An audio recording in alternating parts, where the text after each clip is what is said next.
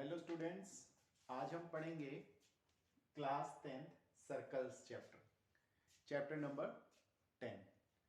ठीक है, तो इसको शुरू करने से पहले पहले हम बेसिक्स समझ लेते हैं इसके अंदर हम बात करेंगे टेंजेंट की, सीकेंट की।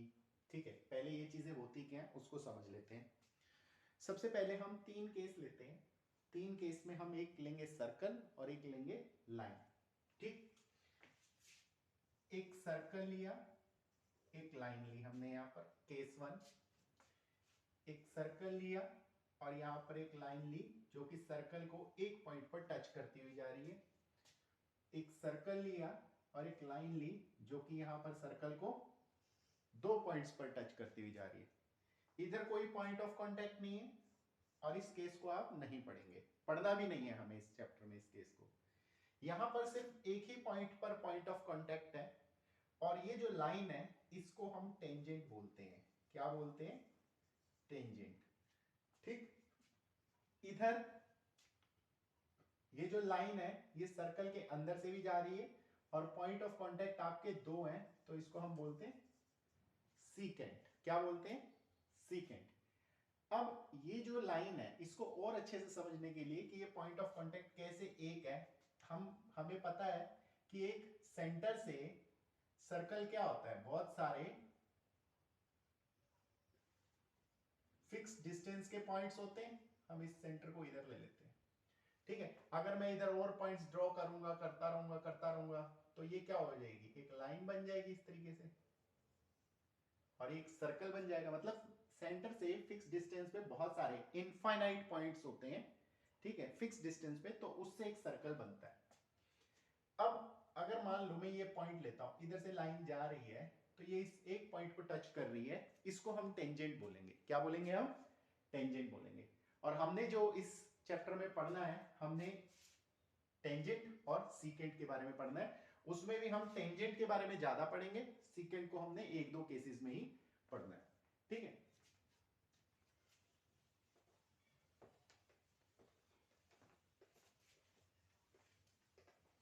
और कुछ और बातें ध्यान रखनी है हमें। जो ये रेडियस होता है, अगर आपका ये टेंजेंट जा रहा है इधर से, तो इसको हम रेडियस को हम नॉर्मल भी बोल देते हैं। क्या बोल देते हैं? नॉर्मल। और नॉर्मल और टेंजेंट के बीच का एंगल कितना होता है?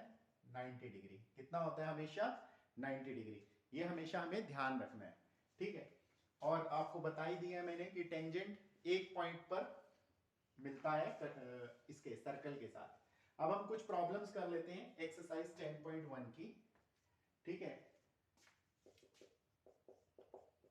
पहले क्वेश्चन की स्टेटमेंट है, how many tangents can a circle have. How many tangents can a circle have. अभी मैंने बताया कि जो सर्कल है, सर्कल इनफाइनाइट पॉइंट से मिलकर बना है। ठीक है, फिक्स डिस्टेंस पे होते हैं ये सेंटर से।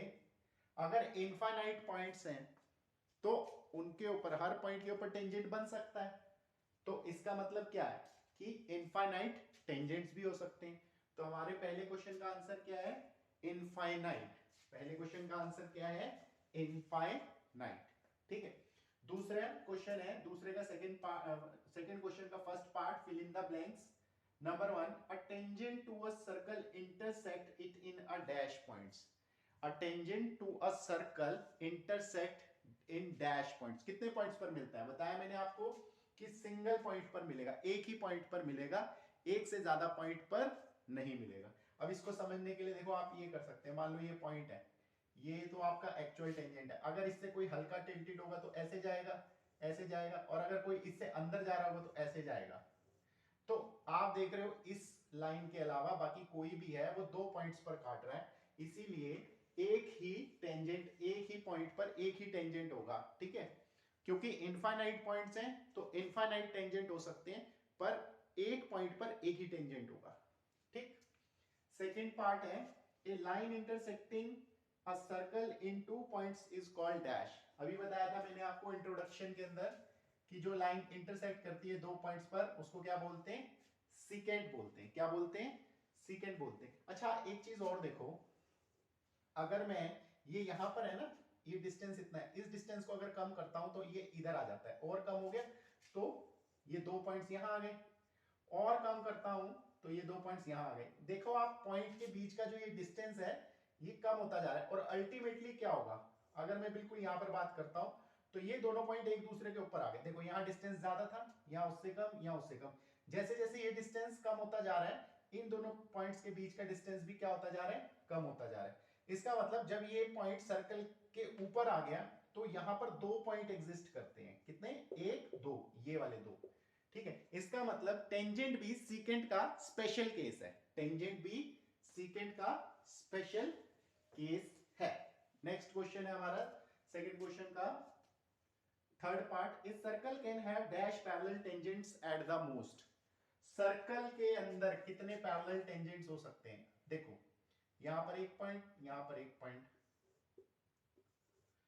कभी भी 2 पॉइंट्स एक दूसरे के आमने सामने होंगे और एक पॉइंट का एक ही टेंजेंट होगा। तो अगर एक पॉइंट इसके सामने, 2 ही पॉइंट्स हैं जो एक दूसरे के आमने सामने होंगे तो उनके टेंजेंट्स ही हमेशा एक दूसरे के क्या होंगे, पैरेलल होंगे। इसका मतलब मैक्सिमम 2 टेंजेंट्स पैरेलल हो सकते हैं किसी सर्कल में। Next fourth part, the common point of the tangent to the circle and the circle is called. Common point क्या होता है, ये टेंजेंट और सर्कल का, इसको बोलते हैं पॉइंट ऑफ कांटेक्ट। क्या बोलते हैं इसको, पॉइंट ऑफ कांटेक्ट। ये फोर्थ पार्ट है आपका, ठीक है।